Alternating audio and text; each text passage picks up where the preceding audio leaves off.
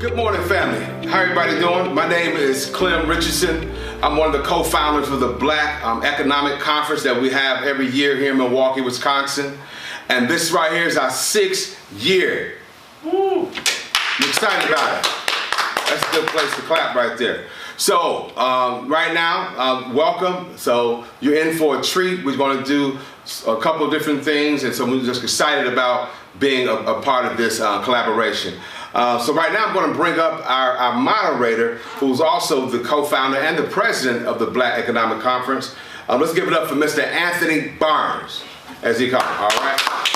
Hello, my name is Anthony Burns. I'm the co-founder and president of the Black Economic Conference, located here in Milwaukee. This is our 6th year, like he said. This is a very, very important conference because on what we're dealing with the pandemic and the government issues and things of that nature. So today we're going to introduce a couple of speakers today that's going to enlighten us as far as the financial aspect of this thriving to excel in this economy and this market today. So the first presenter today, one of the presenters today is James Bell. James Bell is a financial advisor and co-manager partner of the Bell and Wright Financial Group here, located here in Milwaukee. They're doing very well. The beautiful thing about this company, you don't see too many African Americans in the financial realm. Right now, I mean, honestly, because I do finance myself, it's not that many of us, and it's a pleasure and an honor for them to be part of this conference. I know Erica Wright has been part of us for a few years, and then now our partner James Bell is part of us now. So they're part of the family now. So we have James Bell speaking on the behalf of the Bell and Wright Financial Group, as well as we have Clay Richardson, a co-founder, as well as at the Black Economic Conference. I'm sorry. So he's going to present today as well. He's going to speak on entrepreneurship and the history and thriving in a crisis as far as the history of Black people and where we came from and where we're going, and what we need to do to alter and change the narrative. So he's a counselor and entrepreneur, and he's a pastor of Kingdom Empowerment Ministries here in Milwaukee, Wisconsin. It's a thriving ministry. He's doing very well. He's really, him and his wife, they're doing very well with this ministry. They're growing in ministry for how long now? 3 years. 3 years. It'll be 3. It'll be 3 years this year. And we will support him in any way we can, and we want the community to support him. He's doing great things for the city of Milwaukee. So without further ado, introduce you to the world, Clem Richardson. All right. We thank Tony. Give it up for the black man. Tony, we got black man. Amen. All right. So I'm excited about this with this conference. So today I'm going to be presenting to you about thriving in a crisis. Okay, thriving in a crisis. I'm a master level counselor, and also I do some other things. I'm a clinician, and I work with prison reentry, work with brothers, men, and youth returning home from prison back here in Milwaukee. And so I just want to share with you real briefly today. Okay, so I'm going to be sharing with you today about Black Labor and White Wealth by Dr. Claude Anderson. Now, some of these concepts, I took a lot of this wisdom and knowledge and used it on the slide, but also I did some research myself that I feel that's prevalent and relevant to what's going on right now. And so the root problem within the Black America is not the teenage pregnancy, rap music, joblessness, or even violent crime. These are the symptoms of a deeper problem. The root problem in Black communities across America is race and the unjust distribution of our nation's wealth, power, and resources. Those are some of the issues right there that we're plagued with and we're dealing with. Not just right here in Milwaukee, Wisconsin. We're talking about global economic situation that's going on. And so I agree with Dr. Claude Anderson, and he talks about blacks need to practice group economics. I'm not going to get into what group economics is, but it's pretty much pulling all our resources together and helping purchase and connect with politicians and connect with other people who have different resources with the same like mind, so we can start building our economic wealth, right? Also, in today's society, whites, Europeans, Republicans, and Democrats, white privilege. Democrats or Republicans. The key thing is they have a lot of resources and money. A lot of them are multi-millionaires or even some billionaires. And so they white people own 100% of control of the nation's wealth. Let me repeat that again. White people own over 100% of the nation's wealth. They are practicing a real-life monopoly on us, according to Dr. Claude Anderson. A real-life monopoly. Now, you played Monopoly with your kids, so you pretty much know about Boardwalk and Park Place and all that. Pretty much they got us on lock as far as financially wealth. So anytime we're talking about wealth, we have to go back to a historical context and where we're coming from. Historical context of where we're coming from, because in order to deal with that, you have to look at history and then bring us up to the here and now. So I'll just share this with you. The countries most active in the Atlantic slave trade. So right here you got Portugal, the UK, France, Netherlands, Spain, US, and Denmark. So, what's that saying? Everybody across the country has benefited economically from black folk. Everybody has took advantage of us. And so we've been mentally, spiritually, and emotionally bankrupt. Not only that, economically bankrupt too. And so if you see right here how they took our ancestors and enslaved them and put them in these ships and sold them, over 30 million, I was reading, pretty much lost their lives. The other 30 or 40 million was brought over to this new world, which is the U.S. And you see right here where how they made a museum and they show them with the chains around their neck. It's about resources. It's about economics. So I'm a big believer in we should get our reparations. We should get our reparations. Why? Because we built this country. For what we've been through with the Atlantic slave trade, what we've been through as far as the Jim Crowism, what we've been through as far as a lot of different systemic issues, we deserve to get paid for what we've been through and our ancestors. You know, I have talked with people, some black people that saw it and they was like, hey, what do they look like getting resources? Because as soon as they get the money, they're going to spend it. Well, that's none of y'all business, whether they're going to spend it or not. You got a few black folk who will provide resources, who will empower and take care of their community. And so with that, we got to be mindful of that. Everybody don't think the same way.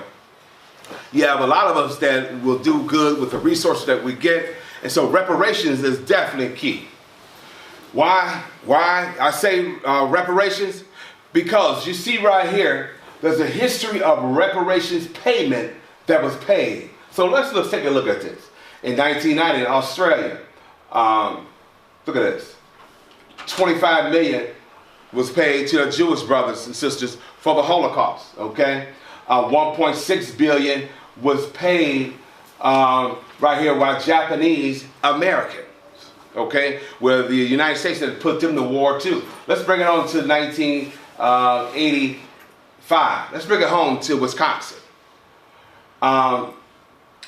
Here, 31 million was paid to the Chippewas of Wisconsin. So there's history shows that they have money to pay reparations. Yeah. And so if you see right here to the present day, even some of our Alaskan brothers and natives selling it, they got $1 billion. $1 billion. If you go right here to the present day, from 1865 to right now, with the Jim Crowism, slave trade, we got nothing.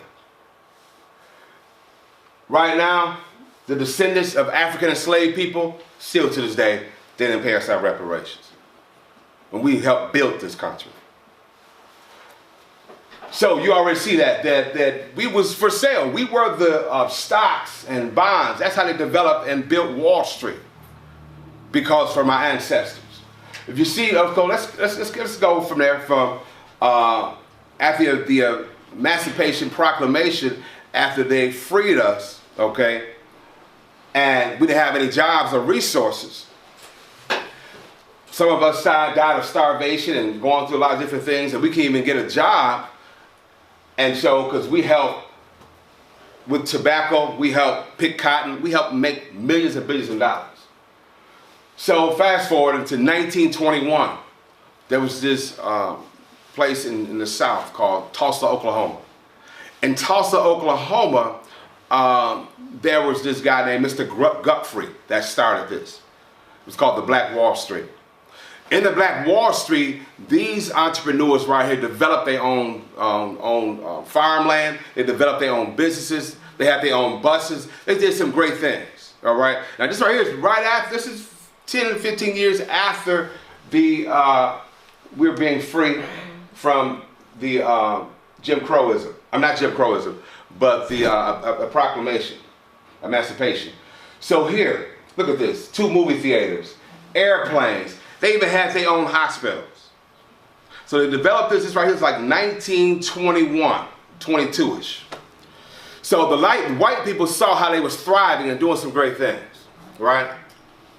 And so they came, the KKK, the white supremacists, came and they dropped a bomb in that area and tore up everything, bombed everything, devastated all the buildings, all the businesses and whatnot, shot and killed folk, right?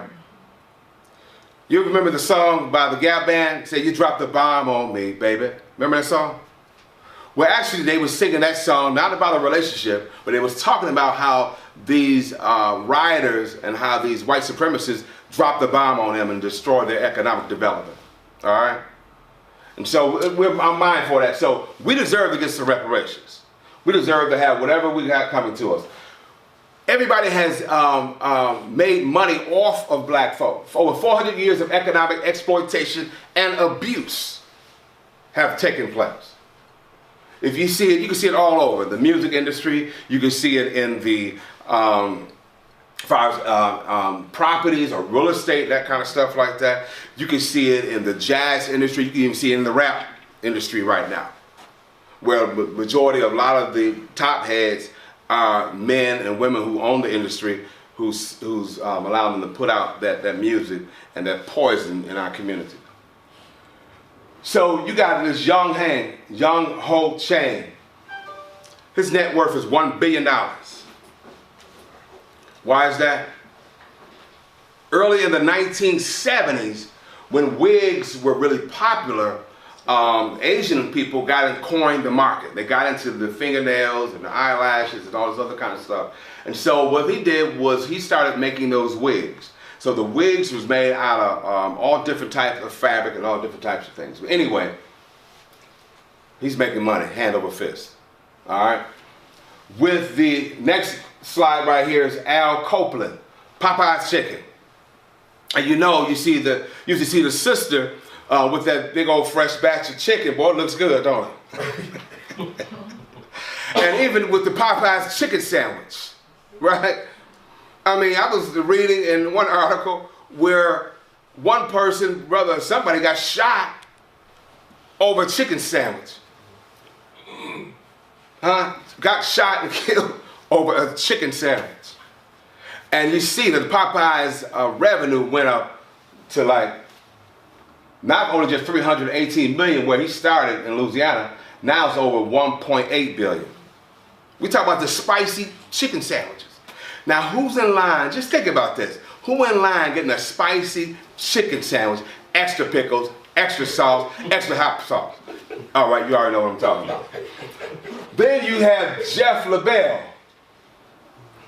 All right, now he got some blue jeans a lot of young people wear, even some of the older brothers and sisters may wear, and they're called True Religion, right? Well, the jeans anywhere from $150 to like $350. He's made over $45 million and counting just off of our consumerism. All right, so what I'm saying is we've been exploited long enough. So how do we thrive? How can we thrive in the midst of a crisis? Well, you know, some people say, well, man, how y'all gonna do this? Or how y'all gonna do that? We could use some money. You're gonna go buy a Cadillac and you're gonna buy this. Everybody is not on that. You have some people who's conscious and who's gonna do the right thing. So look at this right here. We got started off, we had barriers right in place. The Jim Crowism, segregation, the civil rights movement, then the gang culture of the 80s. All right? And then you got the wealth gap now. And then they ask you, are you just slow or what? No, I ain't slow because we got a hand, we didn't get no hand up. We didn't have no generational wealth handed to us. Because why? It was stolen. All right? And so a lot of the wealth was maldistributed to other whites and other people that was coming over here.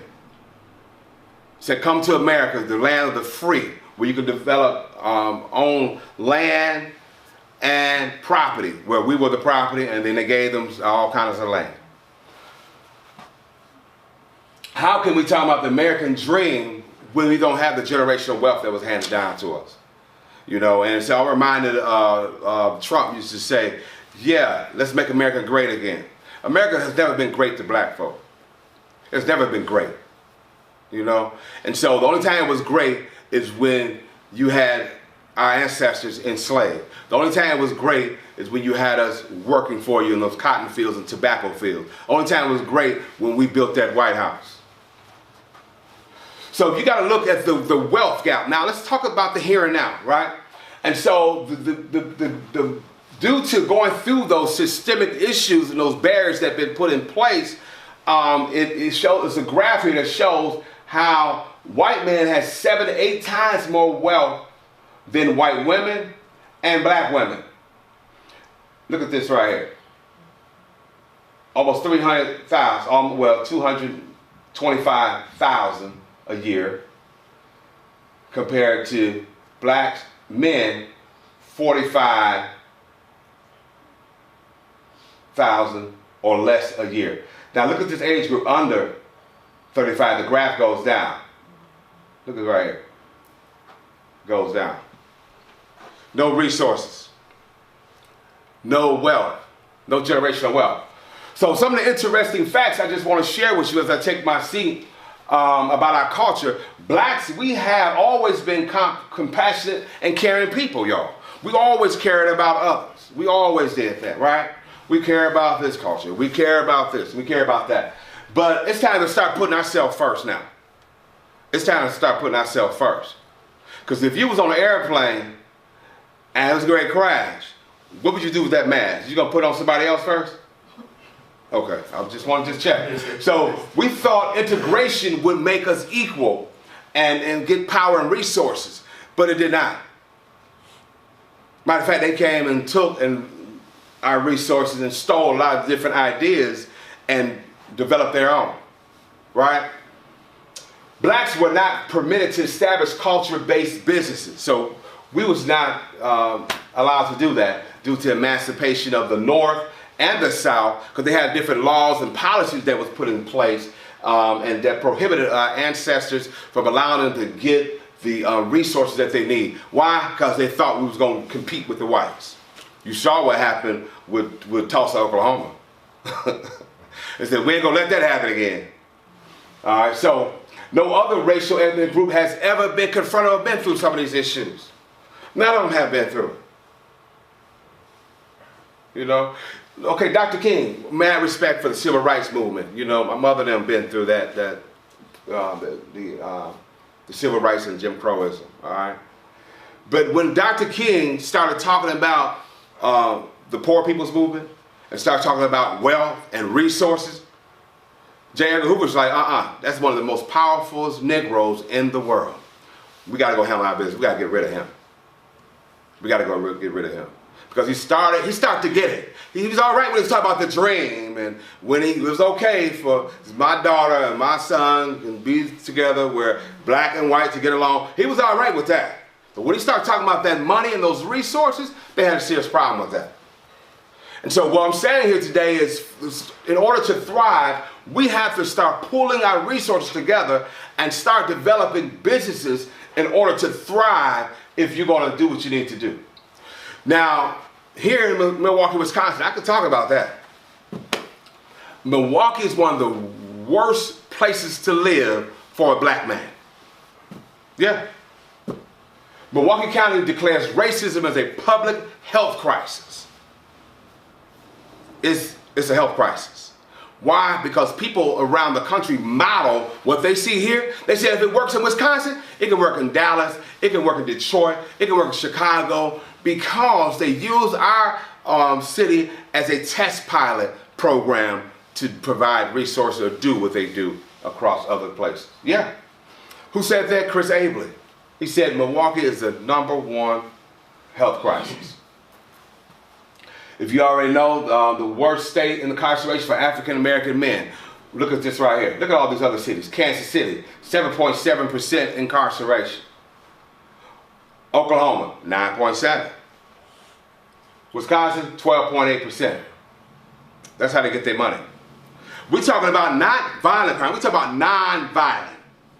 Weed possession, pill possession, OWI, something like that, right? So majority of those people that get revoked or recidivate is usually black and brown and yellow men. This is just one black man's opinion. You cannot treat a drug or a mental health problem incarcerated. You need that help on the outs. And so with that, you see that big increase. Now, even with the marijuana laws, I have a marijuana case, a drug case back in the day. I used to be about that life. And so in that lifestyle, I ended up earning a drug case. There ain't no pounds and pounds of marijuana, but they caught me with some marijuana. But you know, today, 30 years later, that's still on my record. Still on my record.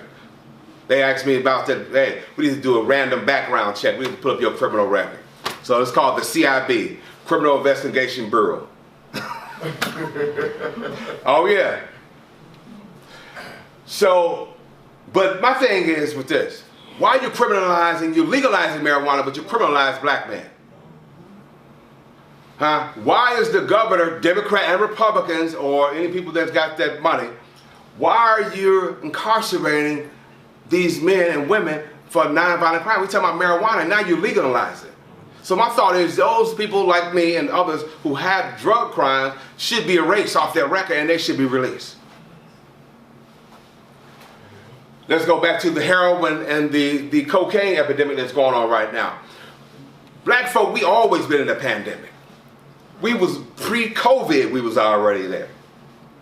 And the oppressors always put drugs in our community. With the heroin and the crack cocaine epidemic that came through my era that tried to wipe us out, that's an issue. They incarcerated a lot of the men and women too as well.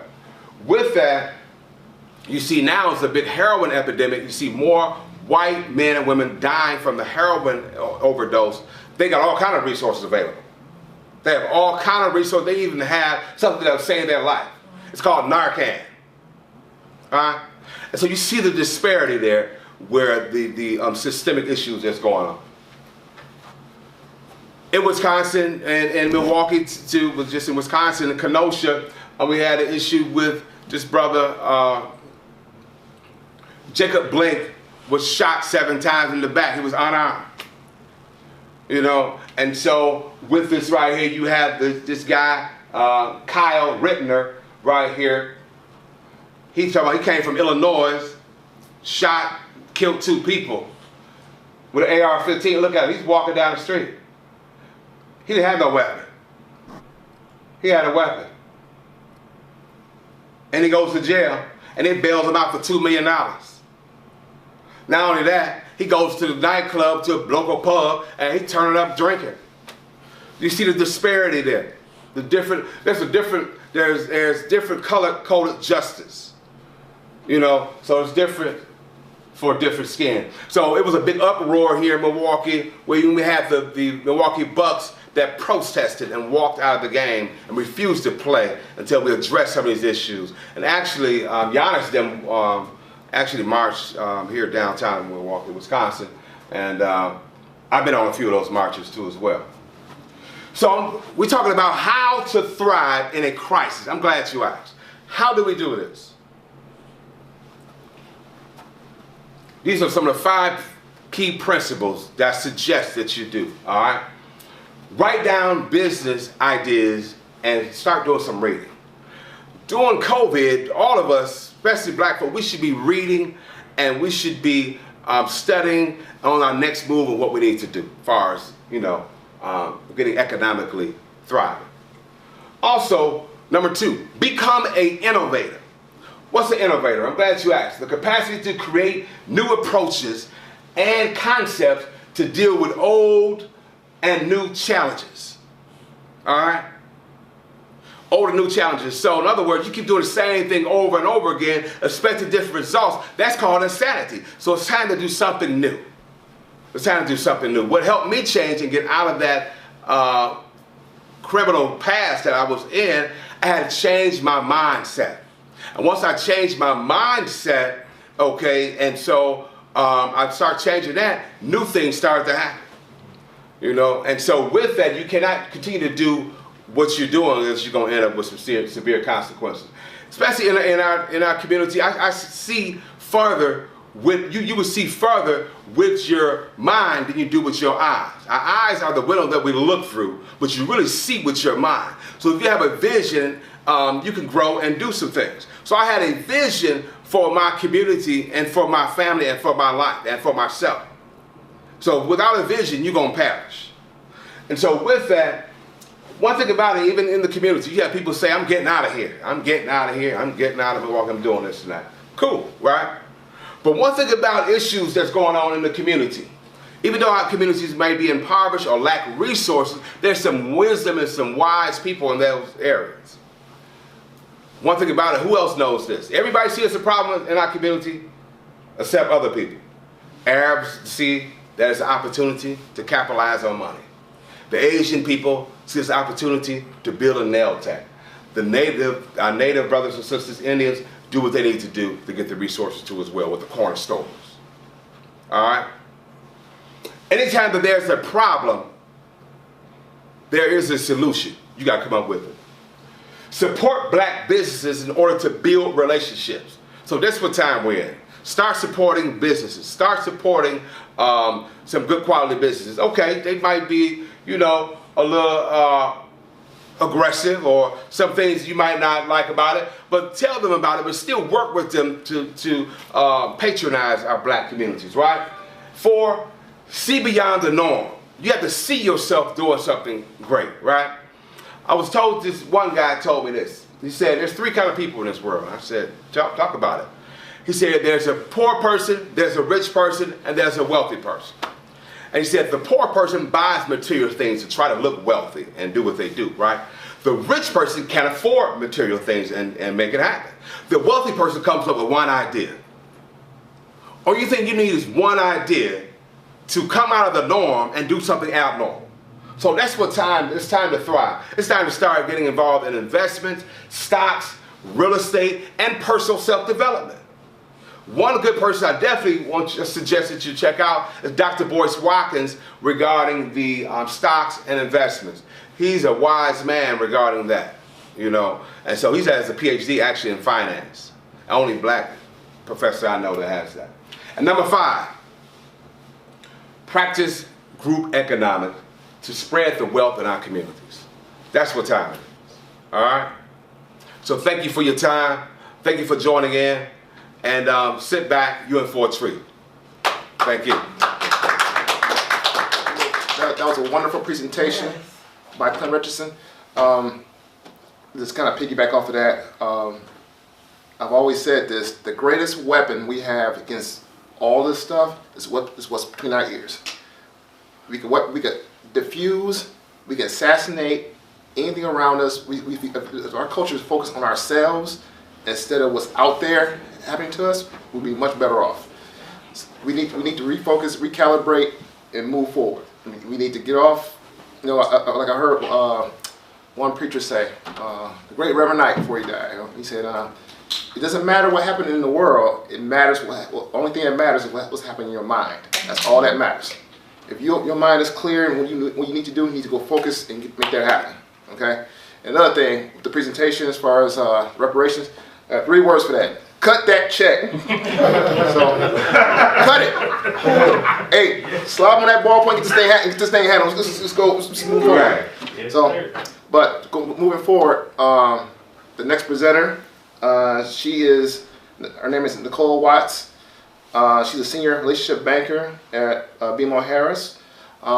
She is well diverse in the financial literacy space. She's going to present to that next. She's going to enlighten us on the world of financial market and as far as our culture goes as a whole. Introducing Nicole Watts. Good morning. Good morning. I'd like to thank you for that beautiful introduction. So I would like to again say my name is Nicole Watts, and like to thank you in advance for allowing me to share with you a few pointers on short and long-term financial goals. First, let me tell you a little bit about myself. I have 32 years in the banking industry. I'm a mother of 3 grads who are successful entrepreneurs. And thirdly, I believe financial literacy is important because it allows you to make conscious decisions personally and family and towards your community. Now, let's tap into about 3 key factors I believe that can empower you in reaching your financial goals. I'll give you a moment to maybe get a pen and paper, and you might want to take down these helpful hints. If so, okay. Tip 1, just some basic things that I think in our community that we're lacking that would take us to the next level. And that is just opening a checking and a savings account. You say, how does that look and what does that mean? It's very important that you go and find a financial institution that is near either your home or your workplace. Once you have located that financial institution, you seek clarity on the services that they offer for us, like fees. What does the bank have? Fees, the banking hours now that we have, even through COVID, perks for direct deposit, incentives that we offer at the bank for new customers. And then also alternate ways to do your banking, like digital mobile banking that seems to be kind of lacking in our community. To see about the 24-hour customer service line that we offer. ATM locations that is of that bank that does not cost or give us fees that sometimes we get dragged into. The second part of that first tip is also to opening a savings account. About a good 50 to 60% of our population don't have a savings account or really don't understand what a checking account really is. But this is something that you would go to your financial institution to kind of explain to you. Like, does it earn interest? Am I allowed internal or external withdrawals? If so, how many? This first tip that I had spoke about allows you to personally gather information about how to pay your bills, household bills, banking, as well as plan for unforeseen circumstances. How many times do we say, I don't have the money for whatever? It would be as simple as car repairs, or I would say in our community, burying a loved one. In most cases, we don't have those resources because we weren't taught at an early age to save, to pay ourselves first, to put a penny or a nickel away in case of a rainy day. Those models are things that we were installed by our great-grandparents or grandparents seem to kind of lag itself as each generation went forward. It was all about how do I look and the today, what is now, the now. How do, I look good right now, but not thinking about tomorrow as far as our saving. So that first tip is very important for us to kind of pay ourselves and think about a checking and a savings. It might seem like, but that is like the basic key factor of us building wealth within our families, our community, and teaching our children, our children's children on how that works. So I'll go into tip 2. Tip 2 is our credit report. What does that look like? The first thing that comes out of our mouth is that my credit is bad.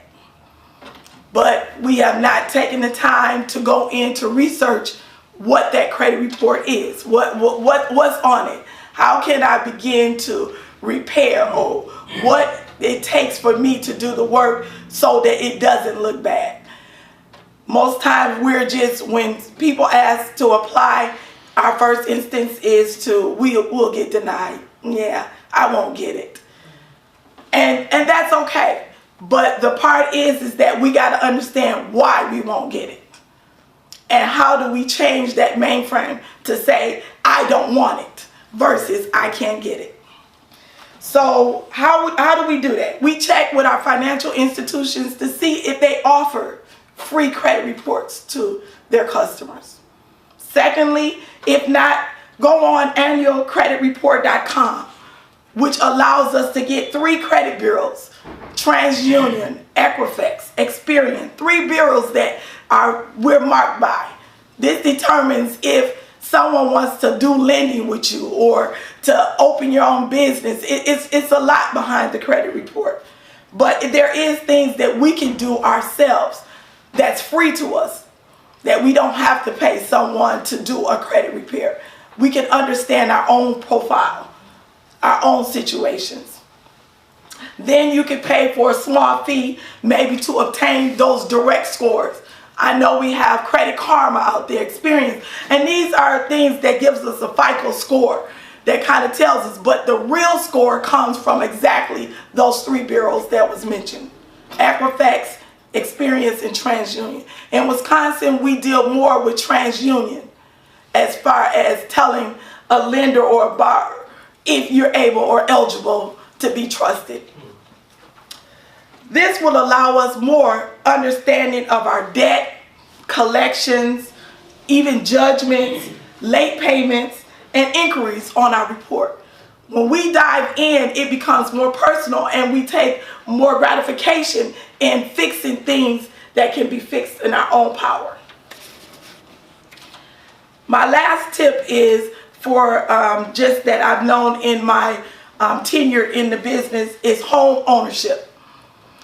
You know, a lot of ethnicity within our community, it's a lot of renters. What we pay for rent is what we can actually own. And it goes from a whole range. I mean, even with providing rent assistance, which that allows, if you're on that, you can go on a list where they will help you purchase a home and make payments towards your mortgage for a certain amount of time. A lot of us are not privy to that information because in our community, we don't share enough one with the other. It's always, what can I get if I give? No, if I give, I'm going to get. So by me empowering my community and my family allows that to thrive within us, and by you growing, I grow. By you taking an effort, I take an effort. So it's about holding each other's hands versus pulling each other down. So we have to really understand with home ownership, how do I become a homeowner? You know, what is it for me? Wisconsin is, as he stated before, one of the races, but we have to see what's in our community and grab a hold to that and make us grow within our own community. And home ownership is one. How does that look? By me taking pride in where I live, allows me to clean up my yard, allows me to put trash in the trash, allows me to just mow my lawn. Those are things, the simple little things makes the biggest of difference. Then my community, my neighborhood doesn't look as bad as 53206, they seem to say it's the worst zip code. You know, so it's that. So it's about going to your bank, asking what programs do you have for first-time homeowners. within Wisconsin, within the urban, which is called the Harambe community, they were given $10,000 towards grant money to become $10,000, not of your own money, of state money that was given as a grant for you to become from a renter to a homeowner. What is that? It allows you to be more profitable in investing in property, which property in return is wealth, assets, something that you can leave your children, your children's children, your loved ones, something that can be passed on by just a home. This creates a personal value in your neighborhood and your community. So in closing, I would just like to kind of reiterate the 3 tips that we kind of went over. And it was in spaces as opening a checking and savings, obtaining your credit report, and home ownership. I also encourage you to push yourself past adversities, racial profiling, rejection, or financial setbacks. I too have these challenges in life through to the present day. But what we must remember is a no today does not mean no forever. Continue to educate ourselves, expand our knowledge, create better possibilities that we won't be afraid to ask questions. It's okay to ask questions. If we don't know it, that's how you're going to get the answer. What it said, closed mouth, don't get fed. That's the saying that we have. But we have to ask questions.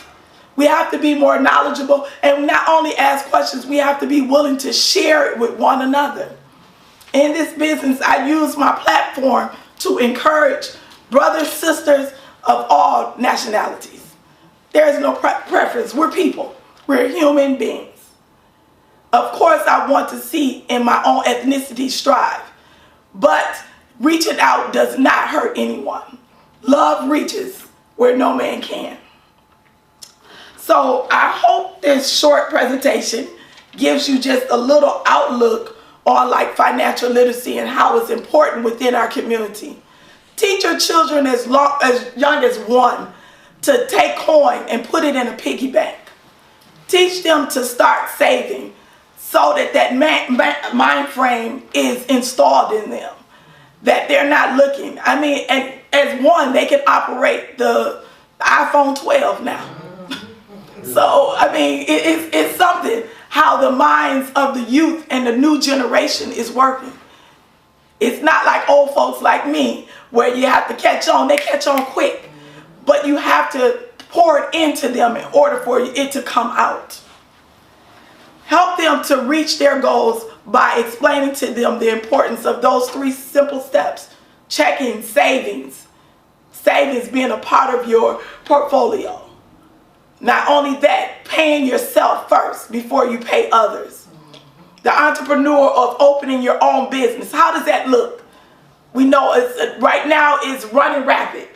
You know, LLCs and everything is going, you know, entrepreneurs going haywire. But you have to start. Most time they're not registered with the Wisconsin State of Financials. Most time they don't have the EIN numbers or the articles of incorporation or LLCs. What does that look like? So then down the line you get caught up with taxes and owing. And then the IRS is looking because they're saying you made $2 more than what you should have. It's about educating that part in our community and in our generations so that you know to do it right. That way you have no problem looking over your shoulder. It's about the checking, that savings, that credit report, that home ownership. So I hope these things that I've said, I know it was a short presentation. I'm used to just using my desk as a platform and not in front of the cameras. But hey, you have to start somewhere. This is something I have a passion about people to educate and to understand what banking means to our community and how it helps us to grow. Not only healthy in the mind, but healthy in the choices that we make in life and for our upcoming generations. So I hope this again has helped you. And thank you again for taking this time out with me. Have a great day. That was a wonderful presentation from Nicole Watts. Give her a hand. And you know, what she said, you know, I was listening to her, I was like, you know, some people don't even know the basics. That's just the foundation.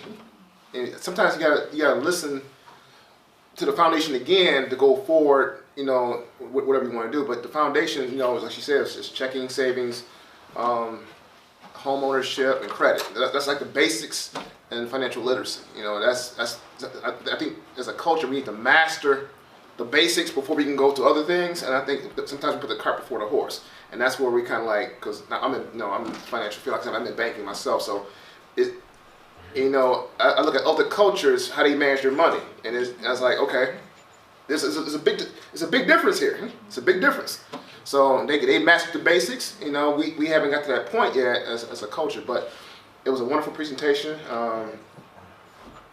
I learned a little bit more. Because some of the things was confirmation. I was already, you know, need to update and fine tune already. So she was already, you know, ahead of that curve a little bit already. So it was a wonderful presentation. The next speaker, as I mentioned before when we first started the conference, is Mr. James Bell, the financial advisor and co-managing partner of the Bell and Wright Financial Group. He is the next presenter. He's going to enlighten us on investing. He'll enlighten us on investing as far as today's world of investing, because he spoke at the last conference and he shared with us a lot of tidbits and a lot of nuggets as far as investing in the markets and how to expand our wealth. So give it up for James Bell. What's up, family? Hey. How's everybody doing today? All right. If you can, I got 3 little ones at home, so if somebody can just snap a couple pictures of me at some point in time, I'd like to go share that with them. You know, it's the only way Daddy can be cool still. You know what I mean? Gotta do what we can. But I'm really looking forward to having this conversation with you today. So again, like you said, my name is James Bell. Or everybody calls me JB. My dad, I'm a junior, so my dad told me I can't be James till he passes. He's 80 years old, so I'm gonna leave him alone. So just JB. Born and raised in Milwaukee. You know, and I lived a kind of I guess what we say now is a typical Milwaukee story. Grew up, my mother and my father did not get married, so pretty much grew up with me and my mom initially. When I was in 2nd grade, my mother married my stepfather. And my stepfather, he worked for Frederick Hospital, had a really nice job, and so things changed for us. We started going to Packer games, Disney World, like I thought, you know, I made it. But my stepfather unfortunately had diabetes. The amputation started when I was in about 5th or 6th grade, and from pretty much 7th grade on, he was permanently disabled to the time of his passing in 2019. So that kind of taught me about just going through tragedies. You know, then secondly, I was a weird kid. My wife says nothing's changed. I knew from a young age what I wanted to do in my life. I wanted to be a husband, I wanted to be a father, I wanted to be a teacher. Just didn't know how to get there, but I knew that's what I wanted to do. And so I actually was fortunate enough to graduate from high school valedictorian.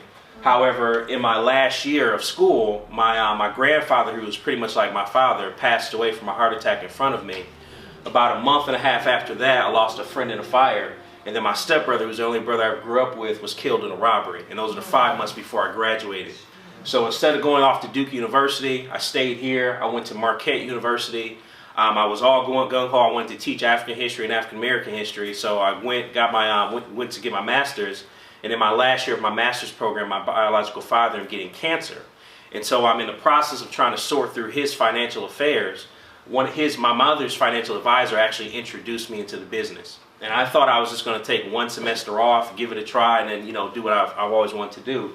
But 9 years later here, I'm the longest lasting black advisor in my agency's 100-something year history, and it's a blessing to be that, you know. So for me, I appreciate that. You know, I'm all about taking tragedies and just turning them into great tools. And then also too, even though I'm blessed, I accomplished the father thing, I accomplished the husband thing. Some people say, well, you're not teaching. Well, in my job, every single day I get to teach in a different way. So I've learned that my purpose is not necessarily my career. And, you know, thankfully my career gives me a chance to operate in my purpose, but I've learned that over time. So, and then also too, last thing I'd say is my overall focus in life is doing the work of generational wealth building. It's helping people align their actions with their values, and that's even to me, and then modeling a life that's submission to God. It's really where I'm at. So today I'm going to talk about three things. As the sister talked about mindset, I can't wait to spend some time on that. I'm going to talk about focus, and I'm going to talk about action. So on the mindset, talk about my church experience. Me and my mom, I told you I kind of came with me and my mom. I didn't actually go to church for the first time to maybe around like first or second grade. Which for black folks, that's like, learning how to drive when you 80 years old. I mean, most of us, we go to church before we're even born. So there was this, she was talking about giving. I remember there was one time in my life where my mom made me stop praying and had to have a conversation with me because I was a little kid and my mom would always make me give. And one time I was praying to God, I said, God, when will the kingdom be paid off? How much? My mom said, boy, so I thought about that. I had to learn, but I didn't have the background. I just said, why am I giving every time? So that was a hilarious experience I had as a kid. But secondly, I started thinking about my uncle pastored a church back then. It was called Corinthian. My uncle, his name was Terrence, and he passed away from brain cancer a few years back. But I learned so much from my uncle. And I remember being a kid, and I would sit in the balcony, and as he would preach, and I would notice as years would go on that sometimes he'd be giving the same speech over and over and over again, and I start to see the same people come up over and over and over again. And as a kid, I always thought about like, why do these older people keep doing it? Didn't they just come over prayer last week? I remember that was like, I couldn't wrap my head and understand that, and I realized like sometimes you can actually get lost in wanting to hear something said in a different way that you already know more than your desire to actually change that activity. And so as a young kid, I started saying, I need to find the wise people, simply listen to what they say not to do, and just don't do it. And that's literally been my secret for how I've been able to navigate a lot of things I've experienced in my lifetime with that mindset. And also, too, I had to realize that some of the old black folks were really telling me what was going to happen well in advance. They would start reading these Langston Hughes poems and tell you about life ain't been no crystal state. They started saying you're going to have hard times, all the songs, like you hear all this stuff. But when I go to school and I watch TV, they were only selling me the story. And the story goes, well, you're going to be single, then you're going to graduate school, you're going to buy a house, you get me. Like, they gave me this whole thing. And then what happened with my life is I started running into Mike Tyson in every facet of my life. Like, wait a minute, but my mama had me during this time. And I just didn't have this kind of crystal life story. And so I literally look at Mike Tyson as being synonymous because he has that famous line where someone asked him like, hey, Mike Tyson, this guy said he's got the bulletproof plan to beat you. And Mike Tyson famously says, well, everybody's got a plan till they get punched in the face. Right. And that taught me that life is about how you respond to things, right? So what I've kind of learned to do is from a mindset perspective, is to learn how to savor the moment. You can't beat the time factor of experience. So at the end of the day, we want to focus on just making sure, as we go, like we're picking up this, that pain is going to actually start to give you some lessons that you can lean on for the rest of your life. So what I found for me, I don't know about y'all, but success don't look like that first one for me. Success has been that second one, and I've just chosen to adopt this mindset that it's always going to be this way. I'm just focused on getting better so I can navigate all that. All right. Second thing is focus. I used to write these like long old things I want to do in a year, and I still think that has a place. But I've kind of gotten to this place now where every year in January, I just try to come up with one word to help me guide through my entire year. So focus is like this really big thing for me. In relation to generational wealth, just kind of switching over some things I've learned. What we really want to leave for people tends to be real estate, tends to be business, tends to be investment, tends to be insurance. In my opinion, these are the four things that we can leave people when we start thinking about wheels of trust to really help the next generation be able to grow financially. But I want to challenge everybody to think a little bit beyond just this and think about the foundation that you're going to build all of this off of. And for me, that foundation should be built on values, okay? I believe that what we leave in people will always mean more than what we leave for people.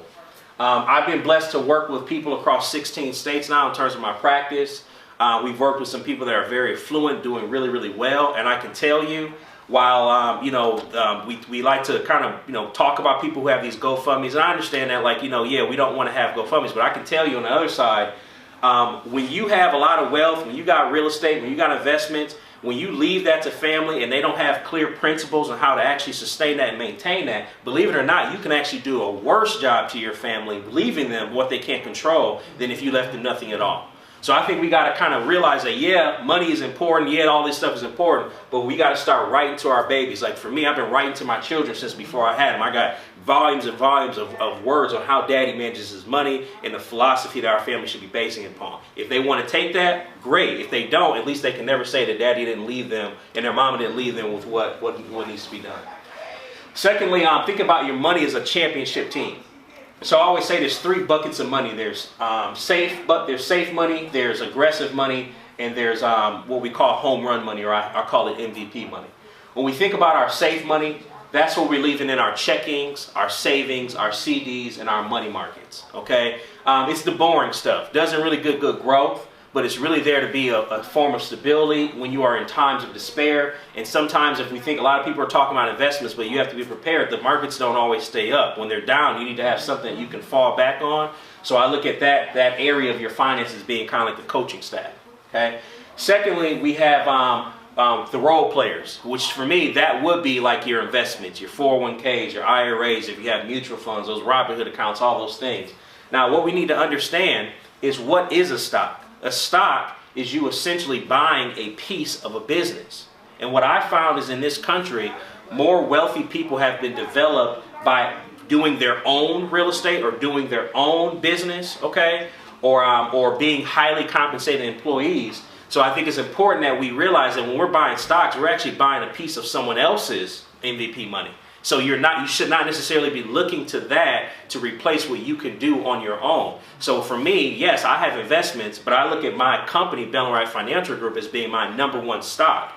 And time again, it is my #1 performer. So I just want to make sure we're thinking wisely about how we approach our money and what buckets they are in.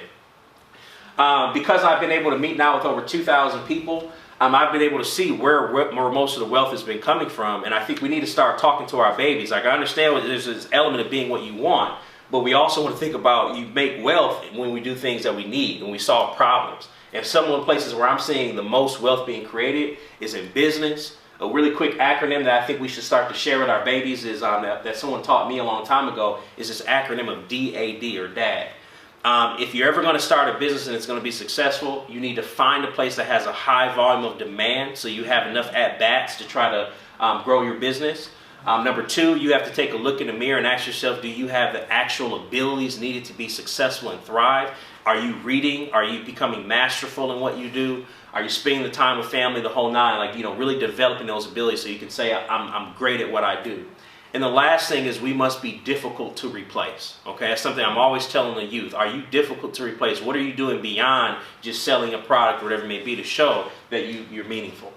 I've seen major wealth be made in real estate, owning your own place, developing companies with real estate. When you develop businesses, you open yourselves up to being able to have deductions, which is a really important thing as you grow your finances. But beyond that, from an employment standpoint, I'm seeing a lot of money being made in IT, especially data security and engineering. You think we're going to be switching over as we talk about, engineers with these new like EV cars and stuff like that. There's a whole new lane that we could be going in and get a jump on the rest of the world.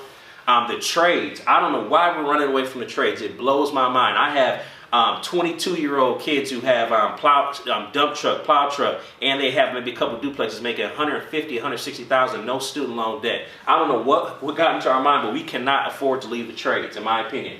Law, if you're going to go into law, specialty. I'm a financial advisor. I need estate planning attorneys. I need a young wave, a group of people that really want to get in there and say, I want to help our people design the wills and the trust in the right way. But I can't find them. I need more people. So that's a huge thing, medicine and accounting. Moving on to action. Financial security, in my opinion, financial security is all about getting to a place where your income is no longer based on your labor. Where your income is no longer based on your labor. And in order to get there, that's going to require a system, that's going to require a plan. So what I always try to do is to try to say to families to imagine or envision yourself as a business to yourself, okay? And the question becomes, based upon my actions as a father, as a husband, for my wife, and her as a mother, and for my children, because I literally, I sit my children down. We have a family financial planning meeting one Sunday every month. And there, they will experience what it's like to have taxes come out of their allowance. They get to see they get their portion of the We Energies comes out when it's interesting to hear a 5-year-old argue with an 11-year-old about you need to turn them lights up. They will never be able to leave my house and say that Daddy didn't tell me about the fundamentals of what it takes to manage a household, because I'm seeing it as a business and they have to operate as such. So what are the things that great businesses do? Great businesses establish budgets. They sit down, they declare what is it going to be for the year. I declare my salary at the beginning of the year. So that way, as I have my wins, I won't really be able to take part of that bonus into that following year because I'm going to declare my budget at the beginning of the year. I do not organize my savings around my life. My life is going to be organized around my savings plan. Okay, so that's a really important thing. What do great businesses do? They have emergency funds. If you think about what happened with this market crash, the businesses that had adequate reserves on the side were able to go through it, right? Well, a lot of the businesses failed who couldn't even, like, you got some universities been taking our $30,000, $40,000 a year, and within 2 months they struggling. What does that say about these businesses and how they run themselves? Okay, disability insurance. This is one of the big ones in our communities. Your chances of becoming sick or injured young are higher than your chances of dying young. And I see a lot of young people that maybe take solace in their group benefits that they have through their job. There's a reason why they call it supplemental coverage. That's not your spouses. They're not trying to get you to the promised land here. They're trying to retain you as an employee. So many times they're only covering a certain portion. We need to up our disability because there are a lot of us that get disabled. And it really I'm a product of that. My own house out went from 100 grand down to nothing. It's real with my stepfather. Maximizing contributions that the employer gives you. So you think about it, would a business turn down free money? Probably not. I don't know why we do. So if that company's going to give you free money and you can at least, cover your baseline bills, it's really important to take part of that match. Having adequate life insurance is so important these days. And then even too with the life insurance piece, I'm really big on just reviewing. You should read your policy.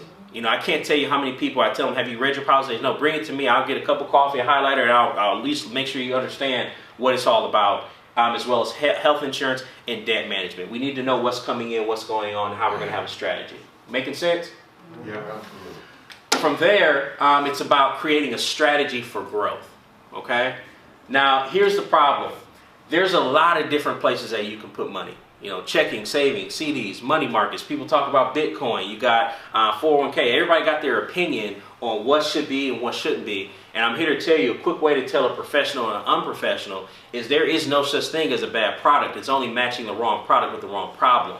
And if someone's going to sit down with you and truly analyze your situation, you want to be careful about taking advice from just blanket one size fits all. That is not how it goes. I can tell you from experience. So what I really want to push on our people is thinking about what is planning and what does it mean to start to develop a team to support you on this journey. Don't go it alone, okay? So with our team, for example, we try to focus on 3 elements when we're sitting down with people. Number one, that far right side, this financial advice piece, this in my opinion is what people think financial advisors do, okay? They kind of say, well, if I buy my investments from you, you're my investment guy. If I buy my life insurance from you, now you're my life insurance guy. And I need you to understand, this financial advice piece is the easiest part of what we do, assuming that that person has the appropriate licenses, that they've gotten education, that they're sitting under a good house, whatever it may be. That's easy. I can do that all day long, okay? Where we separate ourselves is those other 2 buckets. Number one is the life planning. Does the person you're sitting with, is he or she not afraid of you? Are they willing to ask you the questions that get to the root of who you are as a person? What are your values? What are the principles? What are the things that you say you're trying to implement? When people tell me the principles that they are, I don't care. I got people who are older than me. My oldest client is 87 years old, and from time to time he'll hear me call him young man. You did a good job, young man. Because at the end of the day, we can't be our own surgeons. We need to find someone who's not afraid of us, right? To get to the root of what we do. The second thing is, what is financial planning? Financial planning is not, life insurance is not a financial plan. A will is not a financial plan. All these things are not financial plans. A financial plan is an actual analysis that someone creates for you that takes your goals of where you say you want to be and it gives you a system so you can understand where you stand in relation to that goal. So it's not enough to say, well, I just want to retire, I just want to live comfortable. Well, it takes a lot of money to live comfortable. Okay, it's not enough to say, I just want to go at 60 years old. Well, how much income do you want to live on at 60 years old, because if we can plug these numbers into this software or this analysis, then we can see based upon what you're saving today where you're likely to be 10, 20 years from now. And that way you can start to organize your decisions around, am I doing too much, not enough, or maybe am I right on point? And I will tell you, from an abundance mentality, from just sitting now with people, our people especially, starting to do better for themselves, making more, there is a such thing as having too much. Okay, I literally had 3 death claims in December, and I am thankful to God that I was able to tell 2 of them in particular to go out and do some fun things before they passed away, because they were acting like they could just take it with them. Okay, sometimes you got to think about life. You need to have somebody give you that, okay, hey, you have enough money that you have saved. It is okay to spend some money on experiences, because that's what you really is going to mean more than the things that you buy material-wise. All right?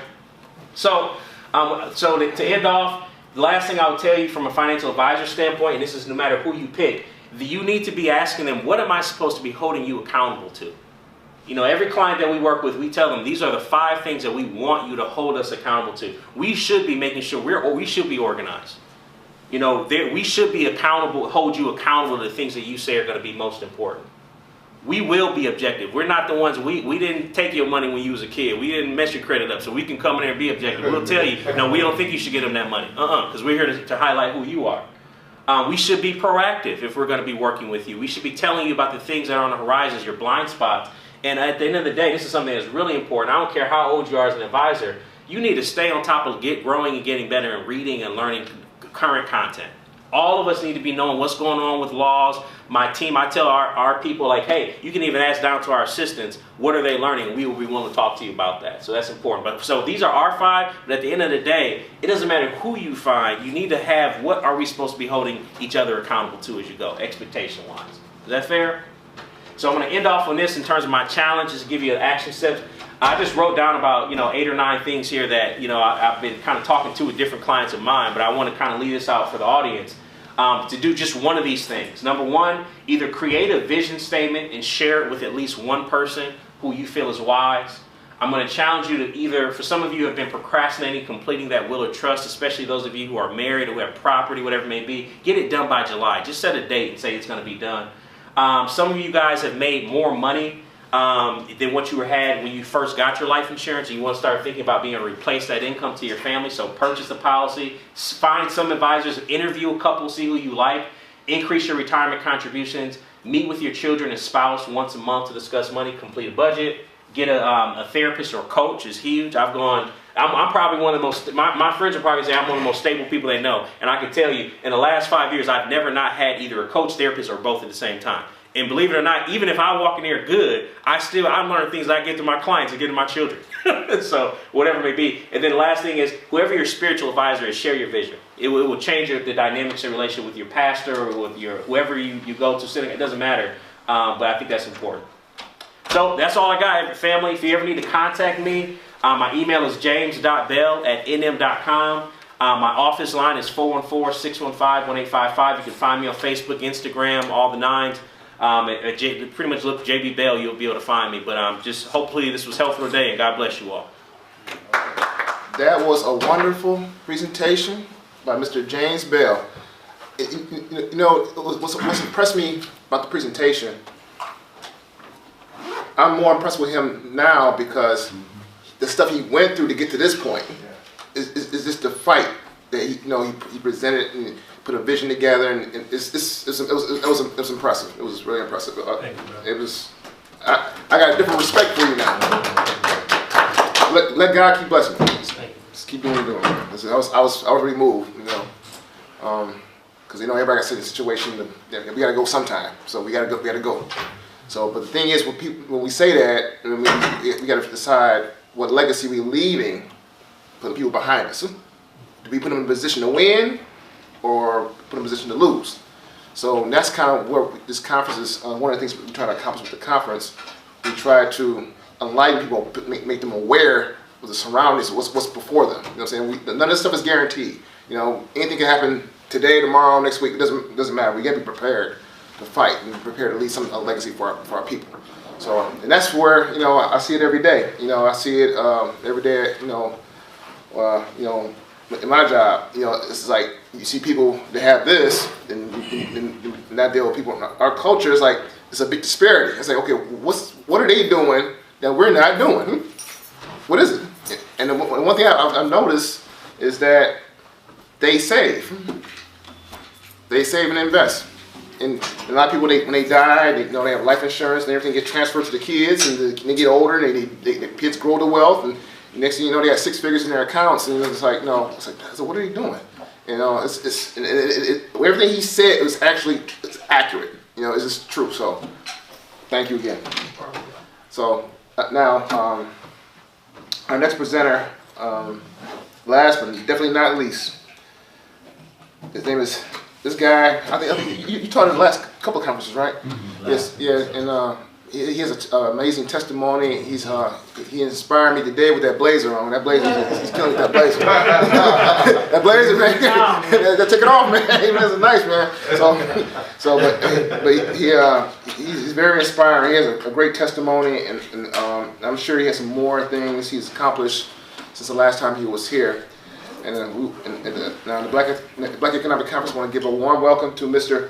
Ed Hennings. He's an entrepreneur, author, mentor, and coach. And he's going to enlighten us, and I'm going to learn some more. I'm getting full. Yeah. There's a lot going on today. All right? Welcome, sir. June 11th, 1996. Me and an uncle of mine out in the neighborhood. Uncle got blood in his mouth. Guy approaches my uncle, nose to nose. I push my uncle out of the way. Hold on, remember, this is 1996. This is not the era of the slim jackets and the slim pants that we spoke on just briefly. But it's the era of the car canai, the cross colors, the really baggy clothes. And at that moment, the guy reaches for his pants. But in my eyes, in my mind, I think he's about to harm my uncle. I push my uncle out of the way. I pull out the gun that I was carrying and I shoot 2 times. Nobody falls, no blood, just a bunch of chaos. People running out of yards, people running out of houses, guys coming towards us. I continue to shoot. Everybody runs away. Me and my uncle, we runs back home to my grandmom's house. Later on that night, I'm picked up, taken downtown Milwaukee, put in a holding cell, interrogated, sat in that holding cell for a few hours, dozed off. Actually, I went to sleep till I heard a piece of paper slid under my door. I picked that piece of paper up. It read, 1st degree intentional homicide, mandatory life sentence. At that moment, I don't even think I could feel my legs. I'm 24 years old, never been to prison, never shot anybody, didn't even know anybody was shot, let alone being shot, but dead. I'm throwing in the towel. I'm never going to see the streets again. I'm never going to see the free world. The next day, my mom came to see me. She started questioning me. She started asking me what happened. What went on? How did this happen? I didn't even want to talk about it. I said, don't worry about it. It's over for me. I'm never coming home. I'm just going to have to get used to this now. Just like any other mom said, boy, pick yourself up. You're going to have to fight. So at that moment, I didn't know what she meant by fighting. I didn't understand what I was going to be fighting, but it lit a little spark in me. Very small, but before that conversation, I had none at all. I went to trial. I pleaded defense of my uncle, self-defense and defense of others. It was a 2-day trial. I was put back in that holding cell as I waited for a jury to come back with a verdict. I paced back and forth. I don't think I sat down one time. The guard kept peeking into the holding cell to make sure I was all right. because he could probably hear what I was thinking. I was praying, I was begging, I was pleading. I was thinking about all the times that I didn't listen to my parents. I was thinking about the time when I told my grandmom I was going to go back to school and I was just home for a small break and I didn't go back. I thought about all the times when I said I was going to go pick my son up and I hung out a little too late and I needed some sleep. I thought about all the times that I had opportunities to take my life to another level and I squandered them. I thought about all those type of things and I said, if I get another chance, I promise you I won't need a third. The door, I heard the keys coming down the hallway of the guard. I heard the handcuffs rattling. And he stuck those keys in that door to tell me to come out. The verdict had been, they had come to a verdict. And I think that was the loudest noise I ever heard in my life as I began to walk down that hall and continue to hear those keys rattling. But I got back in the courtroom. The courtroom was clear. Nobody was in there. But the jury came out and they came down with a verdict of a lesser offense of first-degree reckless homicide. So I was found guilty of a lesser offense. So I wasn't facing life anymore. I was facing a maximum sentence of 40 years. Needless to say, I went to sentencing a couple months later and I received the maximum sentence of 40 years in prison. To some people, that might sound like forever. But to me, I was facing life. And to stand in the courtroom and get 40 years, I didn't respond the way that a typical person might respond to the 40 years. I shared this many a times with many of people and they was like, oh my God, you got 40 years. But that day I promised my mom, my grandmom, my siblings, my dad, my victim's family, I promised the judge and everybody that was in that courtroom that day that I would never kill again. But I lied. I lied. I had to kill one more time. See that person that was in that courtroom, see the person that pulled that trigger that night, he had to go. I had to take him out in order for the new person to become. To fast forward, I did 20 years of the 40-year sentence. From that night, June 11, 1996 to October 18, 2016, I was in prison.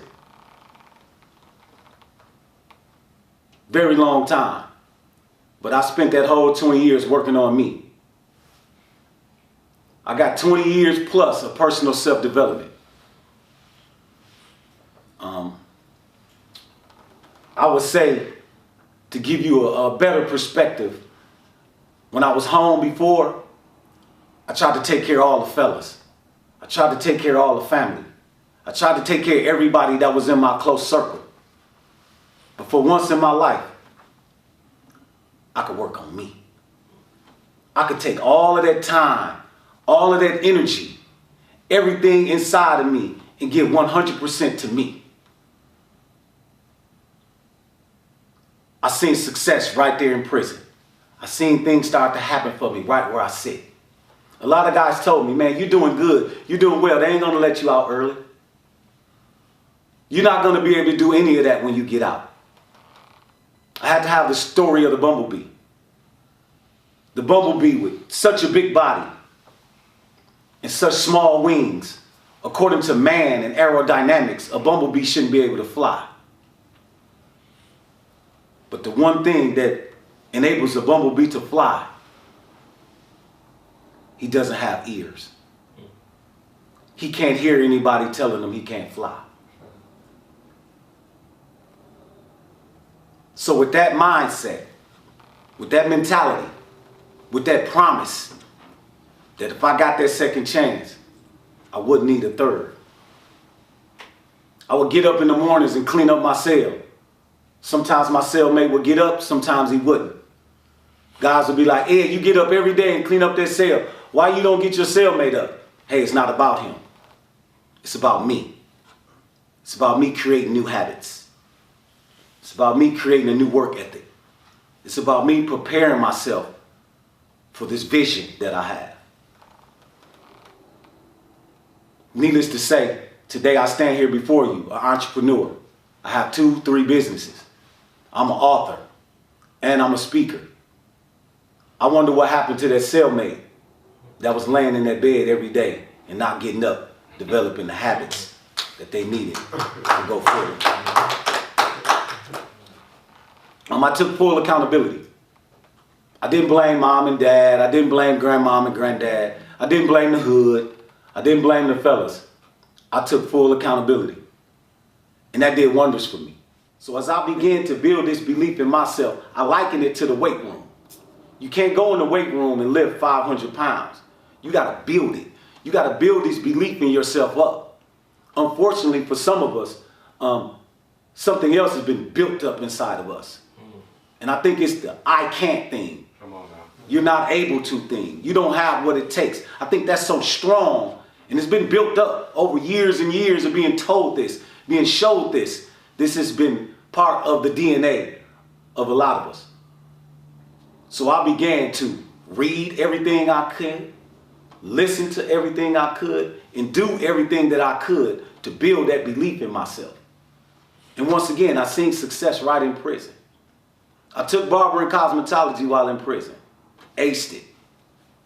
Another notch in my belt to make me believe, I could have did this a long time ago. So the belief in myself, I started building that strength. Start building that mental muscle that I have what it takes. And I came to the realization that we all are born with what we need to fulfill this destiny in life.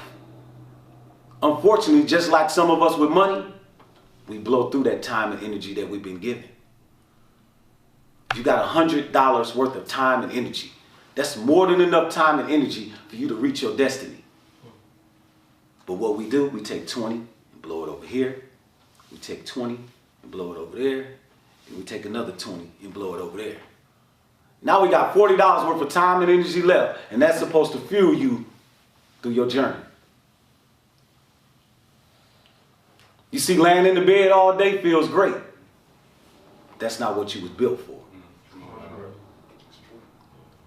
So that $100 that you come into this world with, of time and energy, you already need. You already have what you need. You already have it. You're not seeking out anything. You're just trying to fulfill that promise. You're trying to fulfill that destiny. And a lot of times, a lot of us don't make it because we go in that weight room and we put 500 pounds on that machine and we try to lift it. And you can't do it. It's a little at a time. It's a little bit at a time. One step. A journey of 1,000 miles. It's done one step at a time. So when you try to do all of that too much, too fast, you give up. Instead of just taking on a little at a time and building it. It's a saying I hear the young people say right now, I'm built different. But the part about that, they hear different. They don't hear built. Because built is a process. Success or failure is a process. It's not an event. So the night that I went to prison, June 11, 1996, I was incarcerated that night. But I was incarcerated way before Come on now. they put the handcuffs on me. So one thing is when I went to prison, I seen those thousands of men that were incarcerated. But when I came home, October 18, 2016, I found out there was even more people incarcerated than that. Because it wasn't an event. It was a process. And I seen that same process continuing to play itself out. Because the night before I went to prison, I had never been to prison. there's great people that have been incarcerated, been put in handcuffs. So it didn't take away from their genius. Dr. King spent a couple nights in jail. It didn't take away from his genius. Brother Malcolm spent some time in prison. It didn't take away from his genius. So the mindset, when I read stories like that, when I read the Booker T. Washington stories, when I read about people that overcame the odds, I sat in prison and I said, man, I want my story to be like that. I want to be able to be spoken in the same sentence with people that defeated the odds like that. So when I started that mission, they said, you got to surround yourself around them type of people. So I ripped them out the magazine and I put them on my wall. So then became my new friends. Then became my new circle of people. So everywhere I turned, I had examples. I had images. I exposed myself to people that overcame it. So for 20 years, I built that momentum. I built that muscle. I built it. And when I was released October 18, 2016, I walked out of there prepared and ready. And that's why I dubbed myself the comeback coach. Because I think I'm the hardest working, the hardest doing motivational speaker it is. I might not be able to speak like some other guys. I might not have the eloquent words of a Dr. King. But one thing that I did develop and I'm going to hold on to the end is you're not going to outwork me. You're not going to outwork me. So the habits that you form throughout your day will determine your future. So those are the 3 keys of a comeback. You got to take accountability.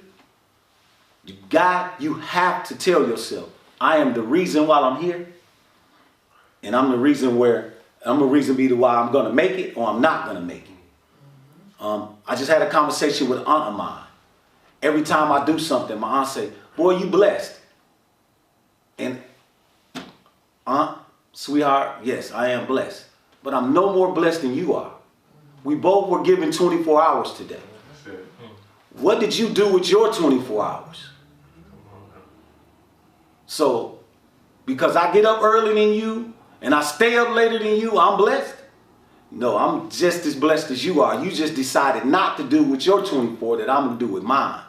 And what I think that does is that takes away the belief in some of our young people. Because when we do wrong, they say take accountability for doing wrong. You the reason why you in that situation.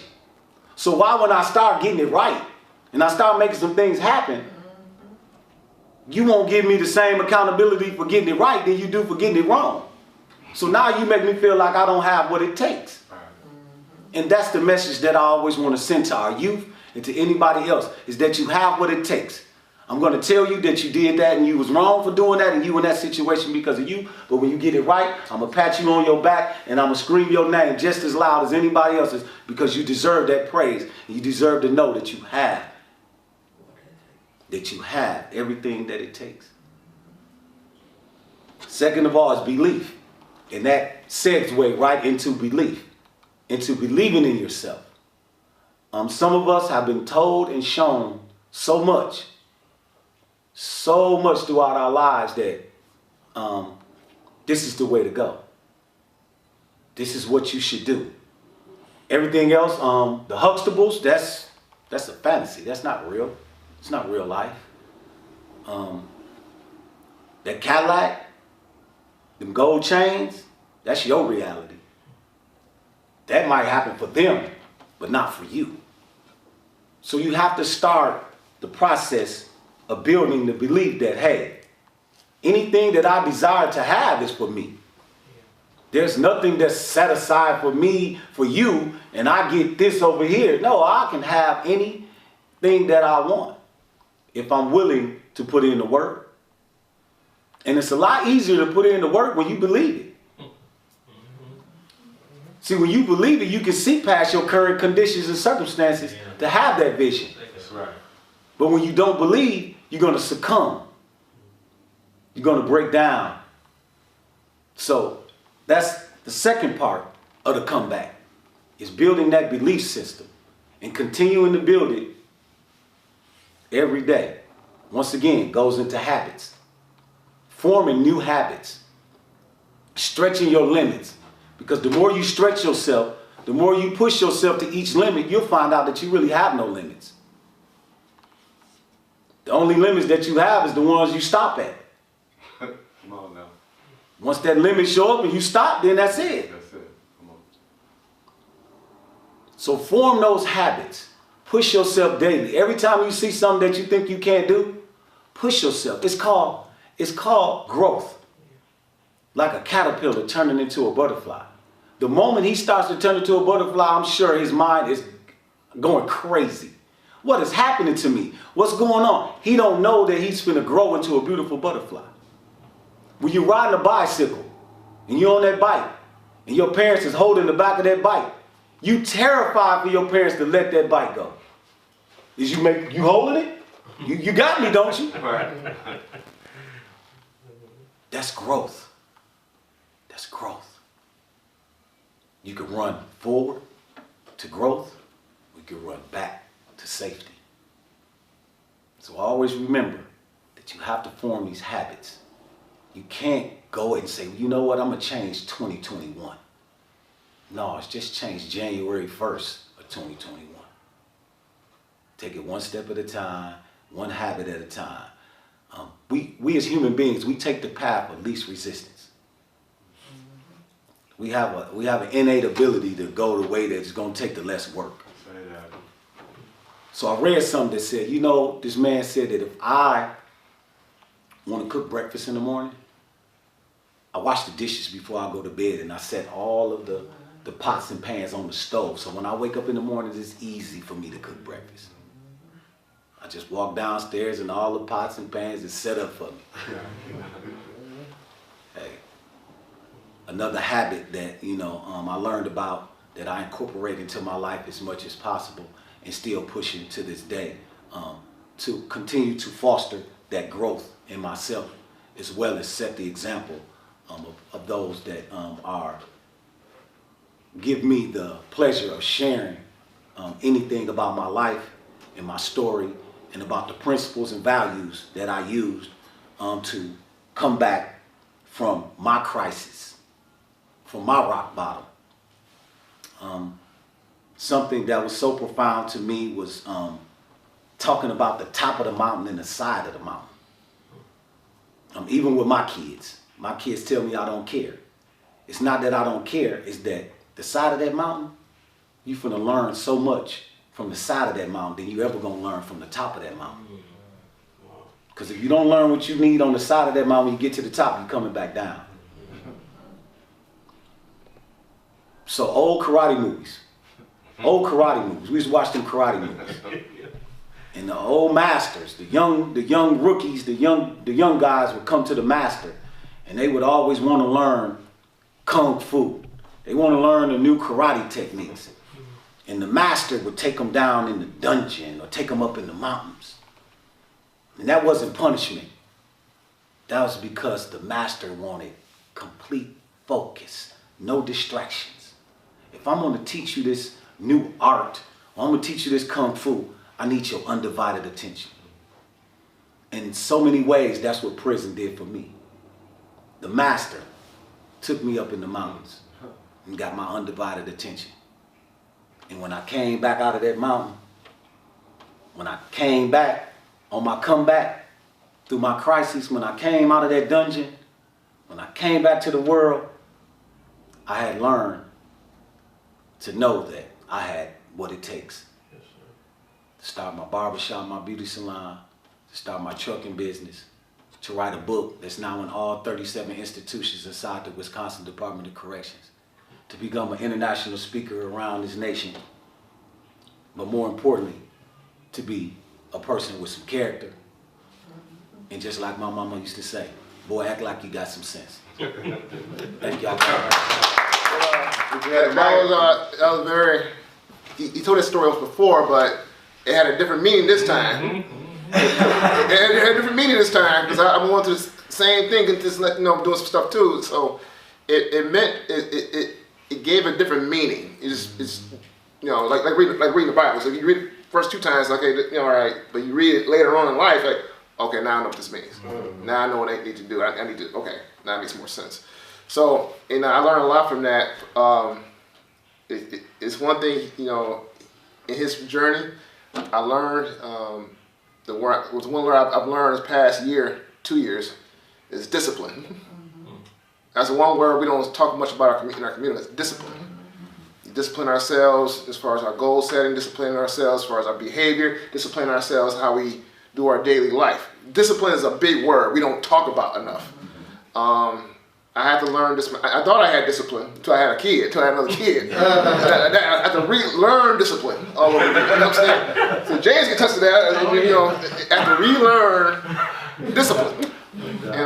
And my day is balanced. My day is full every day. You know, the one thing he said too, baby steps count too. As long as you're moving forward. Baby steps count too. As Chris Garner always says, baby steps count too. They still part of the process. And we can't go from here driving a Bentley tomorrow. No, we got to drive a Toyota. We got to drive a Camry. We got to drive some other stuff when we get to that point. And stuff in between to get to that point. So that was a blessing. That was a blessing. Like I said, it's a different meaning this time. You know, it's at home. Final words. Next year, or no, I'm thinking this year. Once this thing subsides with COVID, and hopefully we get a different plan, we're gonna make it a little bit better. We try to make it better every year. We try to kind of clean up myself, and we try to make it better every year and kind of give it a different twist with different speakers. So, because everybody has a different journey, everybody has a different story. You know, like I said, I learned from James, you know, stuff he dealt with. I was like, you know, that was a whole different experience. And then your experience is incredible. It was like, that's a movie. That's really a movie, you know. Forget the books, you need to do a movie. You know what I'm saying? It's real talk though, it's true though. But yeah, so you know, it's like everybody has their own journey. That's why we have these conferences. We like to learn from everybody else. You know, because we live in the same city, we just don't interact because everybody doing their own thing. But everybody has a journey. You know, everybody has a have their own their own program going. And it's like, you know, my journey is no different from everybody else's. You know, so yes, it's been a good conference. So final words. That's it. Shut it down. We good. Thank you.